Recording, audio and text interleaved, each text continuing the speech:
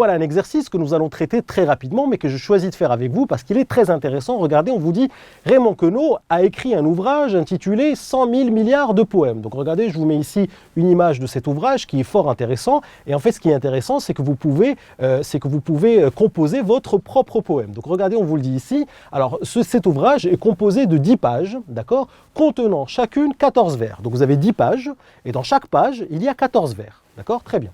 Alors le lecteur peut composer son propre poème de 14 vers en prenant le premier vers de l'une des 10 pages, puis le deuxième vers de l'une des 10 pages, et ainsi de suite jusqu'à la 14e page, justifier le titre de l'ouvrage. Pourquoi cet ouvrage s'appelle 100 000 milliards de poèmes. Alors évidemment, il ne faut pas hésiter à faire un petit schéma pour bien s'assurer qu'on a parfaitement compris la situation. Donc regardez ce que j'ai fait ici, je vous ai mis ici la première page avec ici vers 1, vers 2, vers 3 jusqu'à vers 14. Pareil pour la deuxième page, vers 1, vers 2, vers 3 jusqu'à vers 14 et ceci se répète donc pendant 10 pages. D'accord? À la 10e page aussi, vous avez le vers 1, le vers 2, le vers 3 jusqu'au vers 14. Alors ici, vous devez faire votre propre poème et comment on vous dit de le faire? Le lecteur peut composer son propre poème de 14 vers en prenant le premier vers de l'une des 10 pages. Donc votre premier vers, imaginons que, hop, vous devez choisir votre vers 1. Votre vers 1, en fait, cela revient à choisir le vers 1, soit de la première page, soit de la deuxième page, soit de la troisième page,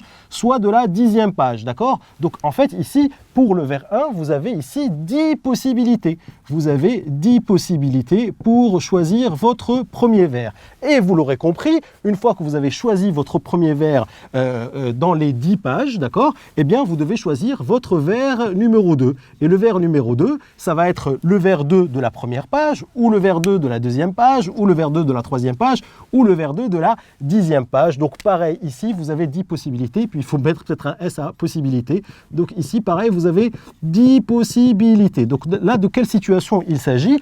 Eh bien là, il s'agit d'une P-liste, une 14 liste de 14 nombres choisis parmi 10. Eh bien ici, le nombre de possibilités est très simple puisque pour le premier vers, vous avez 10 possibilités. Pour le deuxième vers, vous avez encore 10 possibilités. Pour le troisième vers, vous avez encore 10 possibilités. Et comme vous avez ici 14 vers, donc ceci, vous allez le faire 14 fois. Donc ici, vous allez avoir 10 puissance 14. Et 10 puissance 14, alors si on le fait, 10 puissance 14, regardez, 1, 2, 3, 4, 5, 6, 7, 8, 9, 10, 11, 12, 13, 14 et hop, un petit zéro ici. Donc regardez, hop, ici nous avons ici des millions, nous avons ici des milliards et vous voyez ici il y a 100 000 milliards, 100 000 milliards. Donc ici nous avons parfaitement justifié le titre de cet ouvrage puisque il y a 100 000 milliards de poèmes que vous pouvez faire avec ce procédé-là et donc ça justifie bien le titre de l'ouvrage. Donc voilà encore un exemple d'une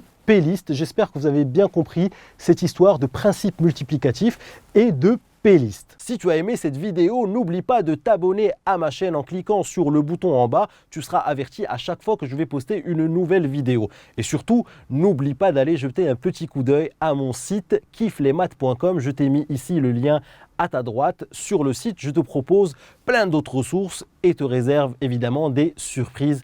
À tout de suite sur kifflesmaths.com.